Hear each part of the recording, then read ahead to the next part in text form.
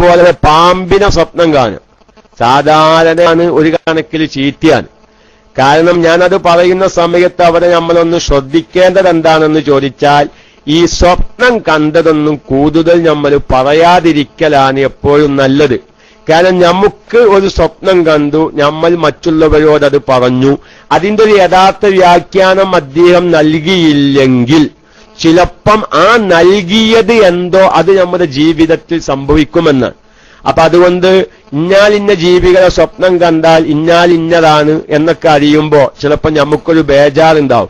എങ്കിലും നമുക്ക് എന്താവുക, ഒന്ന് പറയാ, പാമ്പിനെ സ്വപ്നം കണ്ടാൽ ചിലപ്പം ശത്രുതയുടെ മേലിൽ ആ സ്വപ്നം മരിക്കും, ചിലപ്പം അധികാരം കിട്ടാന്, ചിലപ്പം സമ്പത്ത് നഷ്ടം, ചിലപ്പം സന്താന ഭാഗ്യം, ചിലപ്പം ഭാര്യന്മാരെ നഷ്ടപ്പെടല്, ഇങ്ങനെ വിവിധങ്ങളായ വ്യാഖ്യാനങ്ങൾ അതിന് നൽകുന്നുണ്ട്. ഉദാഹരണത്തിന് വേണ്ടി പറയാ, ഒരാള് പാമ്പുമായി ശണ്ട കൂടുക എന്ന് പറഞ്ഞാൽ പാമ്പിനെ കൊല്ലുകയും പാമ്പ് ഇവനെ ആക്രമിക്കാൻ വരുന്നു, അതിനെ തടുക്കാൻ വേണ്ടി ഇവൻ ശ്രമിക്കുന്നു. ഇങ്ങനെ സ്വപ്നം കണ്ടാൽ ചില പണ്ഡിതന്മാര് പറയുന്നത് അതെന്താണ്, അവനിക്ക് ശത്രുവുണ്ട്, ആ ശത്രുവുമായിട്ടുള്ള ശത്രുത അധികരിക്കാൻ പോകുന്നതിന്റെ ലക്ഷണമാണ്.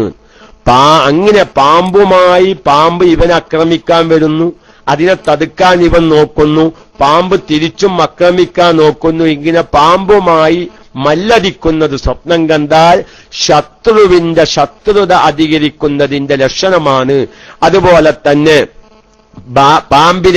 പാമ്പിനെ പിടിച്ചിട്ട് ഒരാള് ഒരു ഭയവുമില്ലാതെ അവന് വിചാരിച്ച മാതിരി പാമ്പിനേറ്റ് ഇങ്ങനെ കളിക്കുന്നത് ഒരാൾ സ്വപ്നം കണ്ടാൽ അവന്റെ ശത്രു അവന്റെ മുമ്പിൽ പരാജയപ്പെട്ടിരിക്കുന്നു എന്നതിന്റെ അടയാളമായി പണ്ഡിതന്മാര് പറയുന്നുണ്ട്.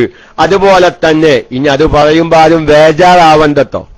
അതായത് ഒരാള് സ്വപ്നം കാണുക, എങ്ങനെ സ്വപ്നം കാണുന്നു, അവനിങ്ങനെ അവന്റെ വിരിപ്പിന് വലിയൊരു പാമ്പ്, ആ പാമ്പിനെ അടിച്ചു കൊല്ലുന്നത്, വിരിപ്പിലിട്ട് അടിച്ചു കൊല്ലുന്നതും സ്വപ്നം കാണുകയാണ് എങ്കിൽ അവന്റെ ഭാര്യ മരിക്കാറായിരിക്കുന്നു എന്നതിന്റെ ലക്ഷണമാണ്. ഞാൻ ബേജാറാവണ്ട. ഞാൻ അങ്ങനെ ആരെങ്കിലും സ്വപ്നം കണ്ടോളുണ്ടെങ്കിൽ അതിന് ഭാര്യനോട് പറയാനും പോവണ്ട. അതാണ് പറഞ്ഞത്.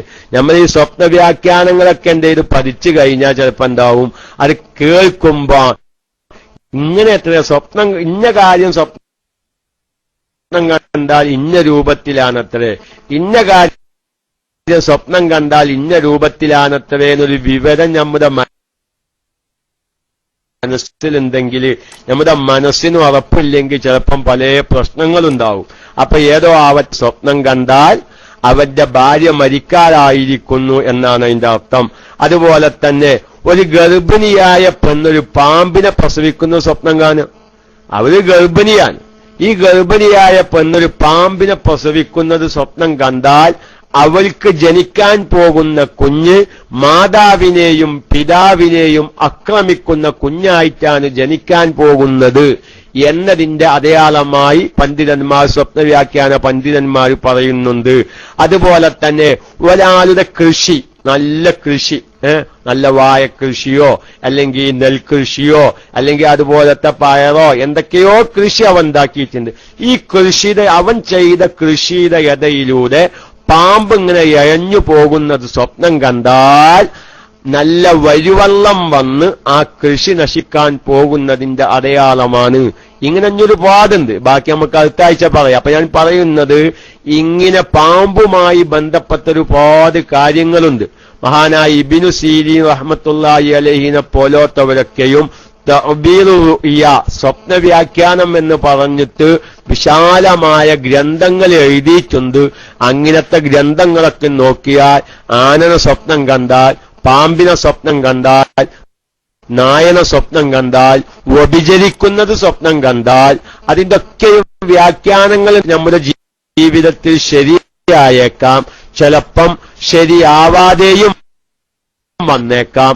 ഏതായിരുന്നാലും എല്ലാ സ്വപ്നങ്ങളും ഒറ്റയ്ക്ക് നമ്മൾ എഴുതിത്തല്ലാതെ അതിന്റെ ഒരു നല്ല വശം എന്താണെന്ന് ചോദിച്ചാൽ, നമുക്ക് സന്തോഷകരമായ സ്വപ്നം കണ്ടാൽ അതിനെ ഇഷ്ടപ്പെടുമെന്ന് കാണുന്നവരോട് ആ വിഷയം പറയുക, അല്ലാത്തവരോട് അത് പറയാതിരിക്കുക. അതുപോലെ തന്നെ നമുക്ക് മാനസികമായി വിഷമിക്കുന്ന, മാനസികമായി വേജാറുണ്ടാക്കുന്ന കാര്യങ്ങളൊക്കെയും കണ്ടാൽ അല്ലാഹു തആലാനോട് ശൈത്താന്റെ ശർറിനെ തൊട്ട് കാവലിനെ ചോദിക്കുകയും അങ്ങനെ സ്വപ്നത്തിൽ കണ്ടാൽ എഴുന്നേറ്റ് അവൻ എന്ത് ചെയ്യുക, ഒന്ന് ചെരിഞ്ഞ് ഒന്ന് ഇളകി മറിഞ്ഞ് കിടക്കുക, ശൈത്താന്റെ ശർറിനെ തൊട്ട് കാവലിനെ ചോദിക്കുക പോലത്തെ കാര്യങ്ങളൊക്കെയും റസൂലുള്ളാഹിന്റെ ഹദീസുകളിൽ കാണാം.